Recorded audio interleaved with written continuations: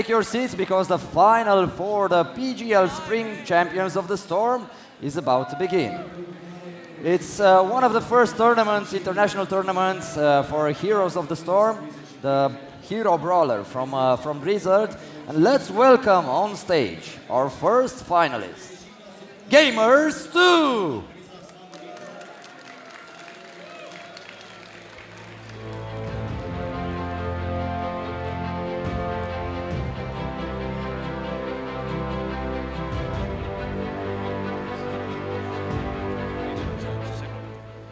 Okay, I'm supposed to talk to you. Yeah. How are you guys? Are you enjoying the tournament? Yeah, this tournament is pretty good. We are feeling comfortable. You already met Team Liquid in the winners bracket, and you got 3-0 then. Yeah, it didn't went well, but we are relaxed now and we think we can beat them now. What map do you feel the most comfortable on? What? What map? What map do you feel the most comfortable on? I think most of them, we just don't like Blackheart's Bay or Mines, but none of team likes them, actually. Okay, thank you very much. Take your seats. And now let's welcome on stage Team Liquid!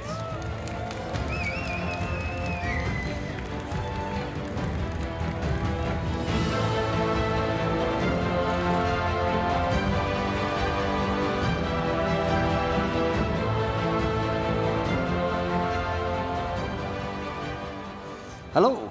Hello. Are you enjoying the tournament? Yeah, of course. It seems great so far. Given the results, you are kind of the favorites for this finals. You have 1-0 advantage, is that correct? Yeah, that's right. So how do you feel about this matchup? Against We feel really good. We're going to win for sure. We're gonna win for sure. Okay, guys, take your seats. Thank you. And who else can take us through the game? Well, the caster desk is ready, so take it away. All right, guys, so welcome to the stream here. And of course, this was already a bit of, that was a nice announcement that we saw there just from Vortex. Apparently, he's very, very confident. And I think so they should. They were able to take down Gamers 2 already once in the winner bracket with a 3-0. Yep, and not to mention that, but also Liquid are yet to drop a map in this entire tournament. That is how well they have been playing. Favorites to win, a little bit. Yeah, I mean, we had Gamers 2 already playing great games. Also against Team Liquid, they were 2 times in a position where they could have won the games there. And especially, of course, the defense on Blackheart's Bay by Lucifron's. Lucifron's murder was absolutely exceptional. It was great to see that, and it was one of the most insane comebacks that we had throughout the tournament. Now, Gamers 2 has another chance at taking down their opponents. And of course, they also had the added benefit of just analyzing the drafts that we had so far and looking at what exactly they did wrong yesterday, going over the replays, of course, and having another look at that. They had to prepare for SK as well. They had to face them today and won that series with a 3-1. But Gamers 2, I think they definitely have the potential to take a map or two here, but it's definitely going to be a very, very tough road. Absolutely. Liquid just so on form for this tournament. It's going to be...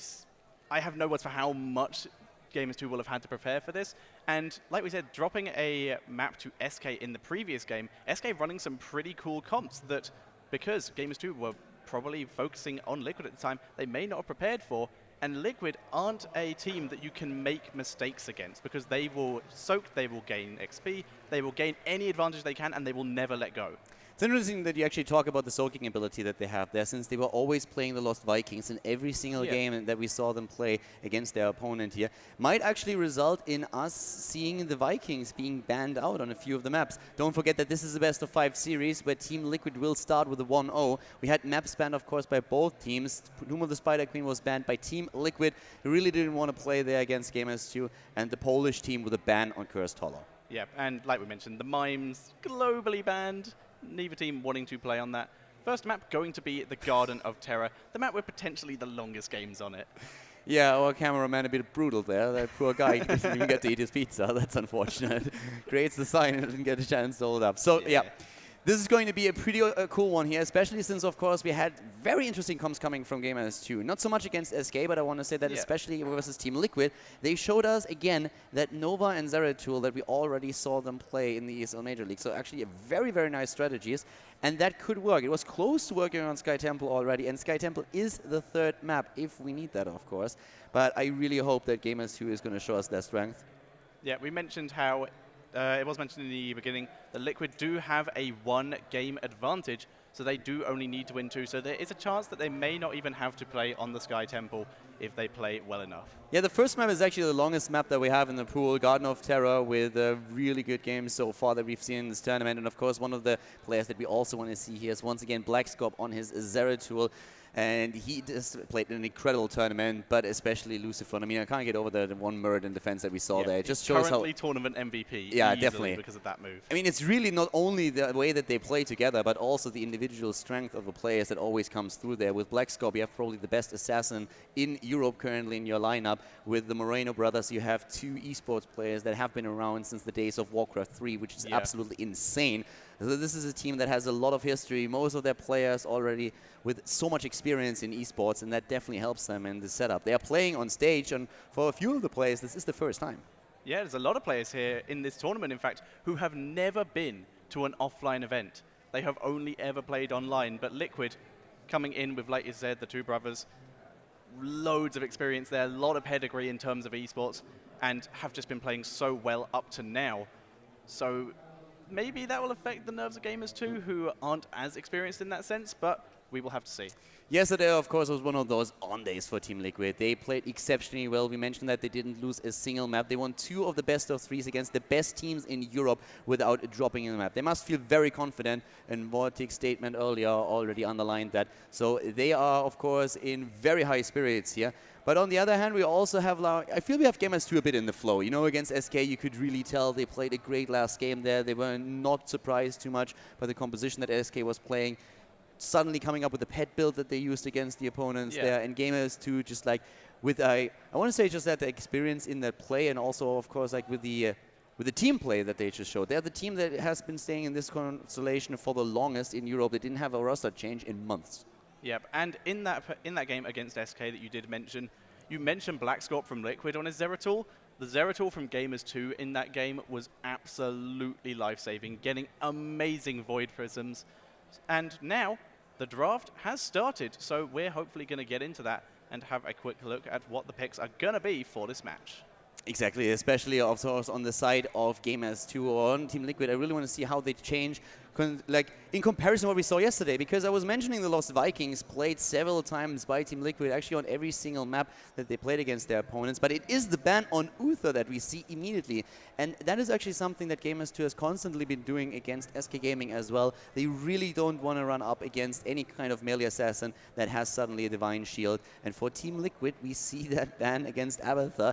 Nobody really wants to play Abathur against Gamers 2. Team Liquid joining the trend. Everyone who's played against Gamers 2 has banned Abathur at one point or another. They're just not happy going with it because apparently Gamers 2 have an incredible Abathur and they haven't got one chance to play it. However, because the Uther was banned, Gamers 2 have left open Vortix's Lost Vikings. Vortix, once again with the Vikings, he can split those in the mid game to just get, of course, on every single lane, even more experience. It usually comes more into play to split them when the objectives are on the map, when you're trying to just get with spin to win a few additional seats for your team. You can always go and grab that objective, that Garden Terror with one of the Vikings as well. So they've been using that on Cursed Hollow, on Sky Temple, and of Garden of Terror, a map that they played against Gamers 2 yesterday, and they started with exactly the same ban, the exact same first pick.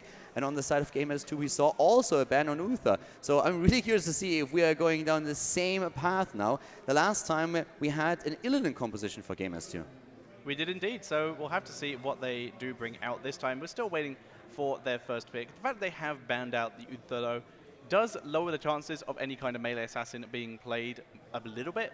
Rhaegar is still very much viable for those. We've seen that in the past few series, where a team would pick Rhaegar, and that basically is showing that you're probably going to be picking a melee assassin. The Spanish brothers right there, they have been in esports for ages. It's actually very impressive that we have a full Spanish team going up against a full Polish team, and both of these countries having incredibly strong teams there. There's also a bit of an adjustment to what we see from Gamers 2. First of all, Sergeant Hammer is one of those priority picks for Team Liquid as well. Gamers 2 has been strong with Sergeant Hammer for months, and they are coming back to that hero now, picking it first of all away from Team Liquid and also adding Vala to their composition. So a lot of auto attack damage on their side already, and with Vala one of the most versatile heroes that we have in the game currently. Yep, very nice. A lot of good focus, and both of them incredibly good at taking down individual Vikings in a lot of senses. So really nice chance that if Gamers 2 can pick off a couple bits of Vortex, can give them those little bits of XP to climb their way into the game. We did see Malfurion was also taken by Liquid. Didn't see what their second pick was. Yeah, with the Malfurion, it's once again a hero that is exceptionally good, especially, of course, when you want to have those Vikings healed up as well. So with this, it's a bit more unlikely that we're going to see one of the melee assassins being run by Team Liquid. Now, of course, there were a few other options in this case, and especially when it comes to the Warrior, we've seen so many different choices for them. When they were playing against Gamers 2 the last time, we saw Tyrael, we saw ETC, we saw Murden being played by them, and Lucifron, here we have him. He's, of course, one of those players that masters them all. We're having the last pick for them in this phase currently. They still didn't decide here just yet, but what they still need is, of course, also a lot of damage, and Sylvanas comes to mind, hasn't been picked yet, could be the hero that they're going to go for next. Yep, in terms of the range damage, Sylvanas and Jaina are usually the highest priority picks, and it has picked, and it is going to be Sylvanas. So they've started off with their range damage. They still will be likely be picking another one and using Lost Vikings as that fill role. You'd fill with either an extra damage dealer, second support, ranged assassin. Lost Vikings fitting in there to that role quite nicely, but Team Liquid still needing a warrior, still needing a second range, whereas Gamers 2, they need pretty much everything except more range damage, but they can very easily run a third range damage character in that fill role. The one thing that I really also like about Team Liquid going for Malfurion is not only that it's a great healer for their composition, at least thus far, but we also see them picking Malfurion away from Gamers 2, since the Polish team has shown in the past that they value Malfurion as a healer above all. They are really also seem confident to value Sylvanas as an assassin almost above all. It's almost always the first pick on Sylvanas, and then support-wise they wait it out and then get Malfurion. So Liquid stealing all of Gamers 2's priority picks here, except for that Sergeant Hammer, and Gamers 2 bringing in their third hero as Tassadar. And this is actually a very interesting pick for them. We saw them play that yesterday on Sky Temple. We also have them going straight into a Tyrael, which was also in the same game that Tassadar was picked, their warrior. So in this case now, you have the initiation. You can go for the judgment. You dart in with a hero. Tassadar is always there for a quick shield, helping you out with a storm, zoning the opponent, and that is something that they're going to try and use here. As a healer, of course, they have several options right now. They could go into a Rega. We could see also a Brightwing once again. There's a lot of options for them. Whereas for Team Liquid now, they still have to think how they're going to deal with this, because especially Tyrael is going to try and take heroes like Sylvanas out, jumping in. You have Vala going in as well. There's a Blood for Blood that she can use on 16 to add a bit additional damage. And with a good healer, Gamers 2 is going to have a lot of sustain with this build too. Yeah, healer is actually very important against the composition of Team Liquid due to the fact that you need someone whose heals are on fairly low cooldowns, because there is almost a guaranteed chance that Sylvanas is probably going to hit you with that Wailing Arrow at least once. So the second you come out of that, you've got to start healing, because your team will have taken damage in the time they can't use their abilities. The Viking Longboat as well is incredible damage. You need to have a short enough heal that's good enough healing to heal your team out of that as they run away, because you can't CC the Longboat. You can't rely on Brightwing to polymorph or something. It is immune. It's actually a very good point that you bring up the Longboat here. The Lost Vikings Ultimate Vortex has been playing the hero yesterday a lot, and he always manages to just get the full duration off. Yeah. Even when he gets focused, he saves himself somehow, just gets away from the opponent while still keeping them in range and getting that damage in. And of course on 20, when you have that Ragnarok and roll, that is when you get the most out of it, with a double shot against your opponent. There is a Zeratul suddenly in the play now too, so they're going for Melee Assassin together with ETC here on the map. And this is already starting to get very interesting, since with the Zeratul, you can now set up that Void Prism. You can add with Sylvanas the Wailing Arrow, hit the Malfurion route. There's a lot of combo potential, and we are seeing for Gamers 2, their healer, it is going to be Rhaegar. Yeah, but Rhaegar, pretty good for exactly what we said. Nice chain heals, pretty low cooldown, going to be able to drop some good stuff when he does get engaged upon. And there's also the level 1 healing totem, one of the earliest very high heals in the game. way earlier than the healing ward that you can get on other heroes. So really nice for early pushes and really nice for early engagements when you are running with a Rhaegar. And they're running a Tyrael, so extra heals on him is always nice. He is a warrior, he is a tank, but he's not one of the tanky tanks. His job is the initiator and to be a pain once he's in the fight. He does do quite a bit of damage. You need to keep the guy alive, and an ancestral healing helps you a lot with that, as does the Tacita. So very nice compositions for both of the teams. Nothing like overly aggressive just yet. We have good potential for especially, of course, Team Liquid to have a few combos with their spells, and of course Black Scorp on Zeratul is always a force to be reckoned with. Second that came in, it was instantly like, He's Black insane. Scorp is happy, it's good. Black Scorp's happy with Zeratul. Vortex is happy on the Lost Vikings. They got their Malfurion. They actually got a really solid lineup. They have a very, very good one. So does Gamers too, but especially when you have Black Scorp going up against an opponent, there's a lot that he can do with the Siren. Just one good Void Prism with Malfurion and Tangling Root can really ruin your day. Absolutely. So in that case, when the target's locked down and you can just barrel down on him, if you have the Ragnarok and Roll or even just the Longbow on the Vikings, even just with the spin, there's so much damage you can do. And Team Liquid, they're known for the coordination in the team. Yeah, their coordination is absolutely solid. Wouldn't be surprised to see exactly that. The route from the Void Prism, followed up probably with a Wailing Arrow as well. They will be saving that for that kind of opportunity. Liquid, great with their timings. Gamers 2, though, nothing to be sniffed at. They have a really high damage comp in terms of Valor and Sergeant Hammer and Tassadar, who, when he gets that static charge ability, can drop some massive crits, especially when he's in his Archon form. There were a few interviews with Gamers 2 before the tournament started, and they were talking about how they've been playing for a long, long time together now, how they play each and every day, 8 hours at least, and they are just in a position where they know each other's way of playing in and out, and that an added benefit to that just is the communication between them. The one thing where they wasn't quite sure how exactly they would perform here was that they said a few of our players, they didn't have any experience yet offline. This is the first tournament. Nerves could come into play. But I feel after yesterday especially, and also the matches today, this is something that they will probably already be better with dealing with. On the other hand, they are on the stage right now, and Team Liquid definitely has more experience there. They really, really do. We'll have to see if that does come into play. But to be fair, the plays they have been playing in practice is actually pretty good in terms of preparing. They may not have been facing the audience, but they did have a good audience. We are now into the game, and Carlo, would you like to introduce the players? Well, we have here already Shahu on his Tyrael, Nika in this case on Tassadar, Leo from Korea is playing Rhaegar, and Joe is on his Vala, playing that hero right now, with that of course leaving Sergeant Hammer down to the bottom of the map. Black Scorp of course on Zeratul, Falcon already on his Sylvanas, and Vortex as expected on the Lost Vikings, which leaves Grand Paquette up to the top lane on his Malfurion, and down to the bot lane Lucifron playing ETC.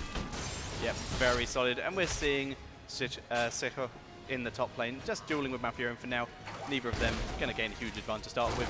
Yue throwing out his multi-shot there does not hit Black Scorp, so Black Scorp still currently undetected down here. Falcon will show, and that will force them to play a bit further back, but G2 still completely unaware of the incredibly deadly Stealth Assassin. No talent taken on AD already on his Sergeant Hammer, so he leaves all of his options open. He could go into Resistant here as his first talent, since there is a lot of lockdown on the opponent's team, but we can really see that the mid lane is from where they are trying to set up a very aggressive position to the top. Vortex is currently soaking the lane. In terms of talents, it's also very, very interesting to note that we are seeing on the side of Zeratul again that cooldown reduction on Blink that Black Scorp values so highly. Yep, and that likely does mean that he is going for the double bomb build as opposed to the cleave build. The cleave build really does benefit from that extra radius. We are now seeing Falcon taking a bit of harass from Joe here, and now we're going to see Gamers 2 start taking those small camps. One of the big things, of course, with Heroes of the Storm is that you have on all of the individual maps objectives on the map that just allow you to get ahead in the game, and once the objectives spawn, you need to go for them. That's exactly what we're seeing here. The seeds on the map, they spawn and are being collected by both of the teams,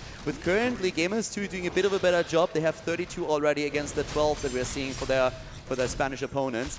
And yeah, Shaihu here already in position where he's trying to push Grand Paquette back. Level 4 is going to be quite important for the extra talent, and there it comes into play with, of course, Tyrael going straight for the amplified healing, since he is the single tank for the team. Yep, going for that super tanky build there. Rhaegar for the stance up, Black Scorp going and getting a bit of harassment onto Nika, and he does have that gathering power talent, so if he starts getting kills or getting assists on kills, he is going to start stacking up and just do even more damage, allowing him to snipe people like Joey very easily. At this point, we have the Garden Terror at the bot lane being attacked for the extra seeds. There's Team Liquid already, but AD already knows what's going on, is moving in. He went for the range talents on his hammer, thrusters away as he is initiated upon. The healing ward is there, and AD already safe for now. Yep, nice boost out of there. He does not have his first aid talent yet. That comes in at level 7. So for now, having to rely very heavily on his healer, very heavily on his boost for any kind of survivability. Other than that, talents look fairly normal for now. Hammer going for the full range. Vortex nice getting out of there with Eric. And now Lucifon's here, going to completely ignore Schickel. And just going to send Vortex up to the top lane. But now, here comes the rest of Gamers 2. Might be able to catch Viking, but they're too busy on their way to try and fight Liquid at this Terror. And with the global experience, of course, the soaking is extremely important. That's where the Vikings come into play. But up here, Blackscorp trying to steal a few of the seats away. Gets a shield at that second from Grand Paquette. The Malfury moving back, and Lucifron dashing away with a power slide. A few steals, and that puts Team Liquid in a position where they have 97 seats against the 83 that we are seeing for Gamers 2. Per night, you have 180 seats on the map, 15 per small camp, and then the 2 big Garden Terrors with 60 each. Yep, even with the face melt out of ETC, he was not able to knock Tyrael out of that area in time before Tyrael picked up enough seeds to deny Liquid that Garden Terror. ADRD doing a lot of harassment damage to Lucifron here. Vortex diving in with Olaf. Slow comes out from Leo from Korea. Lucifron dives in onto ADRD. ADRD still backing out. He's used his boost. He doesn't have a heal. It comes there until he's so close. There's the heal. There's the knockback. And ADRD gets out. And you can really tell how Blackscorp is already ready to just jump in. He's such an aggressive player, and he's trying to show that again. But so far, both of the teams have actually been playing rather passive compared to yesterday. This is important. We have Team Liquid in a 1-0 lead because they came from the winner's bracket. But of course, they want to win this match. This is an important one. You don't want to overextend here. The level 7 talents are there with the first aid for Sergeant Hammer, for Zeratul. And we're having, in terms of ETC, interestingly enough, the battle momentum. Yeah, battle momentum is a bit out of the ordinary here. Usually he would be taking the guitar hero, but this does mean he's getting more stuns out as opposed to that extra crit damage on his auto attacks. So still a viable talent, but not the ordinary one that we do see. Pretty cool to see it busted out in the finals. Mercenary camp already taken here, and the teams have been saying before the tournament that they prepared several builds, and Team Liquid didn't really have to show a whole lot just yet. They might have a few things prepared for this one. We are already seeing with the level 8 now for both of the teams on the board. Vortex still with the soaking in the middle, and Blackscorp here needs to be careful, and blinks away. Yeah, blinking out there. Lucifron also being forced to face melt just to clear everyone away from himself so he can reposition. ADRD taking a spin to win to the face, but able to tank it all up. Vortex just dealing with this through the Siege Giants for now, while the rest of Liquid just prepares and deals with Schickel as he tries to engage. We have ADRD on his Sergeant Hammer using their range right now, also pushing Lucifron back here, and the towers are already under a lot of pressure. Level 10 is one of the most important talents in Heroes of the Storm, since you get your rogue ability, you get your ultimate at this level, and that's what the team's aiming for right now. Blackscorp jumping in, trying to block ADRD. The bloody block for Blackscorp jumps away, but ADRD had to be healed. The heal is on cooldown, and Shiku moves back on Tyrael, since he already realizes that there is nothing to do for him anymore. Yeah, nice healing there from Leo from Korea, and a great healing totem placed, allowing ADRD to tank up the burst from Blackscorp. And I don't know if Blackscorp even has any stacks yet. I don't think he's been able to get anyone. Yeah, there's not a single kill on the board yet. Neither one of the teams were able to get a kill. So very like, we have a few engagements, but both of them don't really want to fully commit just yet. Team Liquid is once again establishing that slight advantage in experience. They will hit level 10 faster. They will have the heroic ability. It's not going to result in them having a timing window, since Gamer 2 is getting their own heroics into play now. So far, the usual suspects, we're having the stage dive on ETC, making him, or putting him in a position where he can jump on any place in the map. The Void Prism, of course, as Tranquility for Malfurion adds another heal to the hero. The Longbow on the Vikings for the damage in the team fights, and the Wailing Arrow on Sylvanas, as expected, to just provide that tiny silence. Blackscorp going for round 3 versus ADRD, but once again, unable to do it, has to blink away. Yeah, Blackscorp still there. We have, of course, Archon, Strafe in the case of Vala used on Gamers 2 side. The Napalm, Judgment, and Ancestral Healing. The seeds are on the map once again, spawning again, and Blackscorp is trying to steal them away. He's getting low, needs to use the blink. Vortex is aiming for the big Garden Terror. Both of the teams have a Terror already growing in their base, so we're going to see the big plant coming into play in just a few seconds. Yep, absolutely. Both teams just focusing down as many seeds as possible so that they are more prepared. Because as we mentioned before, the first Terra isn't too bad, but it is the second Knight getting the first Terra, and both these teams are getting one, so we're probably going to see a bit of dueling. Maybe one Terra might get split pushing off, but both teams should be prepared. They're moving straight to the bot lane. Now Falcon with a black arrow on his Sylvanas is starting to do a whole lot of work in terms of pushing power. Nikas trying to counter with a Storm. Falcon aiming straight for that bot lane. And of course, if you have that tri-lane, then you can just simply run the Viking soak experience on the remaining 2 lanes and make sure that that Garden Terror is getting damage into. Suddenly the attempt to lock down Nika, but with a quick dimensional shift, he gets away. Yep, he should be fine back here, just dropping storms to help clear this up and prevent this from happening. But unfortunately, he's getting no help from his keep and will soon not be getting help from his minions, thanks to Falcon, thanks to that black arrow. We do see a plant terror for Team Liquid up in the top lane, dealing with a little bit of a push up there. The Terror from Gamers 2 has also just spawned and is now on the way to try and clear this up. Yeah, down to the bot lane. Here comes Jova with his Garden Terror at the top lane. Also, a lot of pressure currently. We're having 3-4 heroes for Gamers 2. It's basically a split between the two of them. The aggression at the bottom lane, the Terror split to actually meet that. And in the mid lane, during all of that time, there's still Vortex with another one of his Vikings up to the top now, as you can see. Black Scorp on this Terror moves in again, drops support. No kills just yet, but so much pressure against these structures. Yeah, both teams not really getting the maximum pushing potential out of their terrors. Both were being used to defend at the start.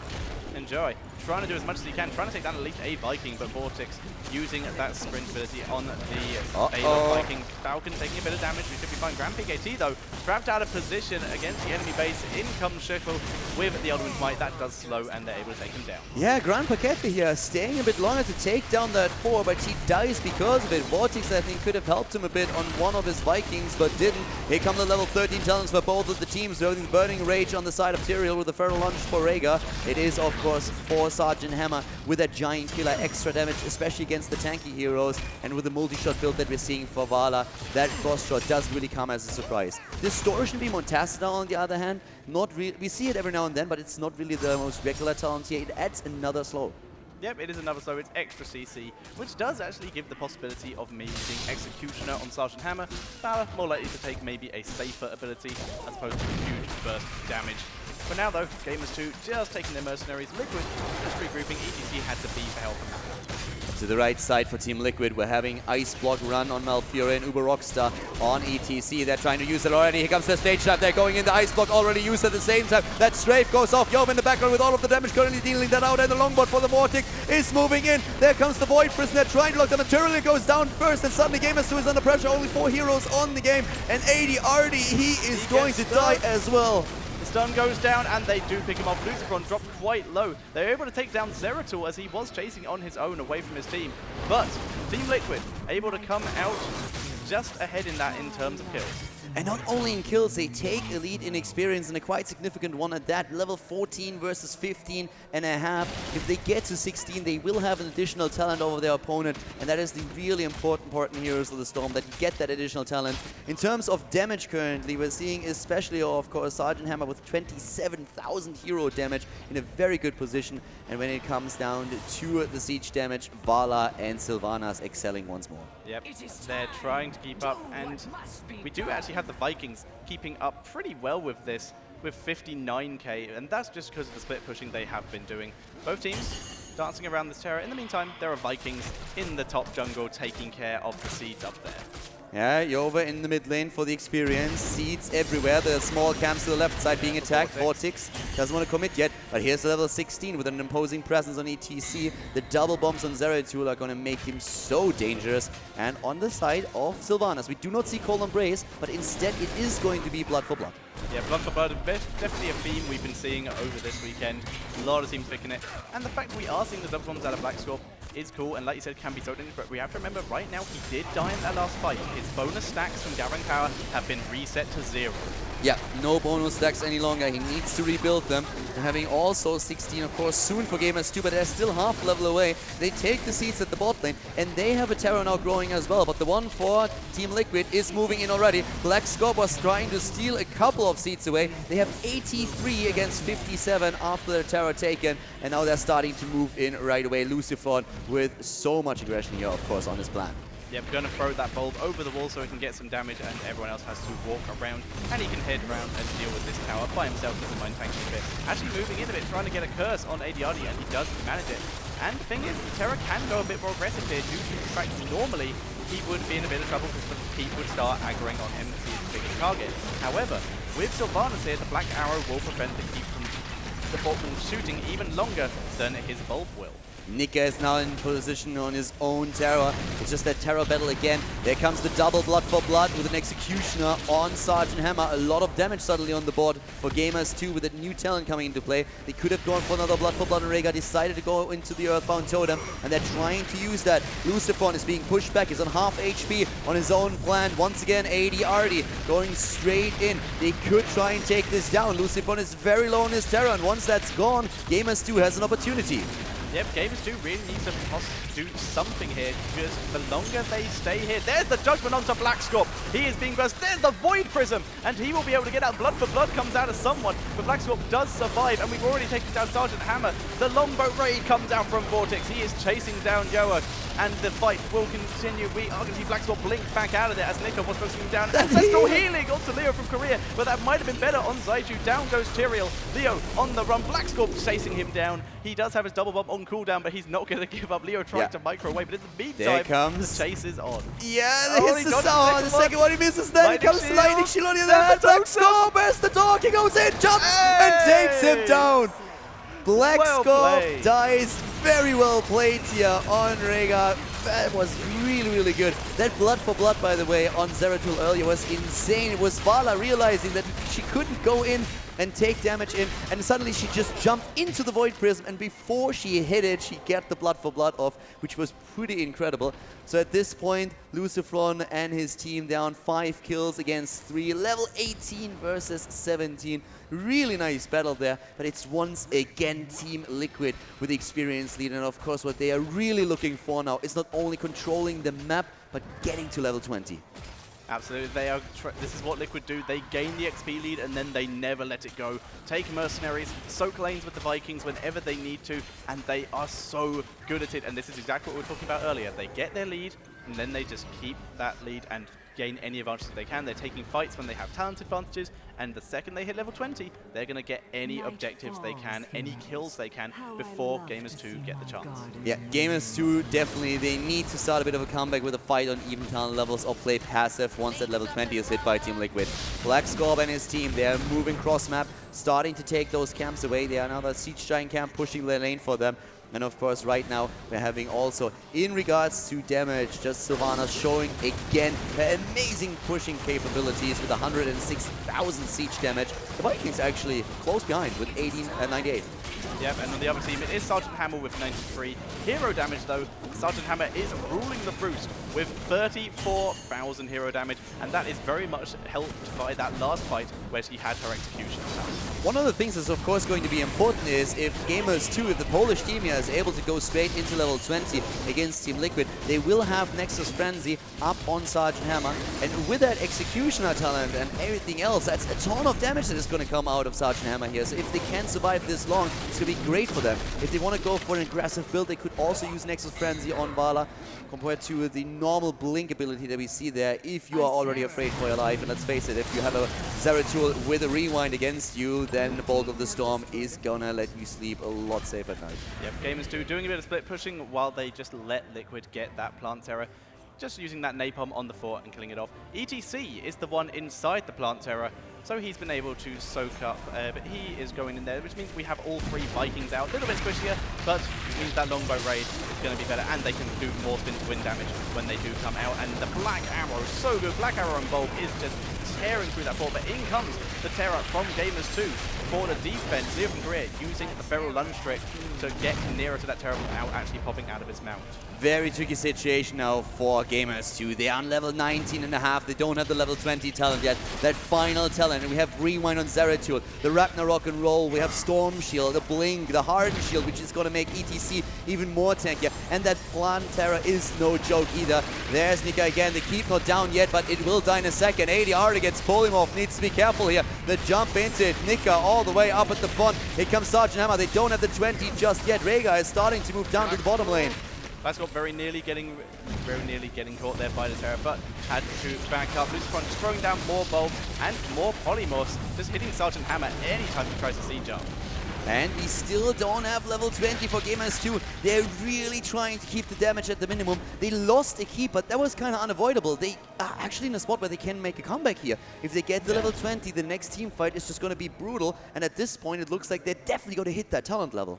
Absolutely. For now, though, Team Liquid doing exactly what they need to do. They know their Terror's about to expire. They know the enemy team has one. So they're backing up. They sent the Terror to the top lane to throw down a bulb to clear it. And now that ETC's out, they are regrouping and getting ready to defend against the 30 seconds remaining of Gamers 2's Terror. And now we have exactly the talents that we've been talking about on the board on level 20 for the Polish team. Gamers 2 with the Nexus Frenzy on Sergeant Hammer, increasing range and attack speed. We also see the Twilight Arc and a great talent, an amazing talent indeed. And they still have a Garden Terror for another 10 seconds. Can they get the counter kill against the Keep here? Up to the top lane, it's ETC, split pushing. He's trying to get the experience in. Can use the stage dive to come into the battle. And that is about to start any second. Vort is already moving. Here comes the Wailing Arrow. ETC jumps in with the stage dive, having them go straight for Chico. He's trying to somehow save himself here. And here comes the bubble. Vortex is also captured with it. Falcon going down on Jaina. Jaina already dead with the longbow, still doing damage. He's being chopped out of it, and with a quick jump, he gets the Vikings away. But the initiation, they're going for ETC and they kill him. And now Grand PKT is backing up Joey, using the frost shots to slow down Grand PKT. There goes Leo from Korea with the Feral Lunge, taking him down. Vortex coming back in for the defense, but there's the GG being called by Liquid. Gamers 2 pushing onto the core, but Blackscorp coming in, trying to defend, but there's just too much damage on this core. Vortex and Blackscorp doing everything they can, but with that Nexus Frenzy on Sergeant Hammer, it's going to be so hard to kill them off. Blackscorp coming in, just instantly ADR'd, gets a shield from Nika, and that is going to be GG Gamers 2 taking game number 1. Game number 1 ending in favor of Gamers 2 here, and you can see it again, that initiation. Vortex moving in, and there's that stage dive. Immediately they're trying to go for Shaiku. The blink by Yova getting away in the last second, and that Void Prism did not help them at all. Blackscorp here didn't really do his team a favor. The Void Prism actually caused Sylvanas to die, and yeah, that was a bit of a misplay right there, and it cost them the game. They lose ETC right afterwards. That was a lot of trouble. Zeratul attempting to blink out of there, and he did get away in the end, but like I said, absolutely did great there. And Gamers 2 did exactly what they needed to do, just backed out as much as they could out of the stage dive, and did not get caught. And that's exactly what they needed to happen, because otherwise that would have been a very different fight. Like you said, the Void Prism, less than ideal, because without the level 20 talent, that strafe does not penetrate through heroes, so that ship would have actually blocked those shots from hitting Sylvanas. That Void Prism going down made it so Sylvanas took more damage, and Valor was able to vault while still strafing and finish her off. It also completely exposed her. There was nobody to really block. There was nobody to really jump in, attack the attackers, just trying to create some space. Sylvanas, Squishy, she went down, and in that case, Gamers 2, the Polish team, they take the... Actually, not really the lead. I mean, they take the lead in the games being played, but of course, that advantage coming through the winner's bracket for Team Liquid. So the series is tied with a 1-1. Great final game here. Great final attack, I want to say, in the match between Gamers 2 and Team Liquid. For the longest time, they were behind, and then they have that one opportunity, that one shot, and they take it. Yep, Gamers 2 coming in on one of the hardest maps to play. Really, really cool. And it looks like we're going to start the second match as soon as possible. So when we have the draft, we'll be jumping into that straight away. Yeah, and talking about the second game, let's have a quick look at the map that we are seeing for this. It's actually going to happen on Dragonshire.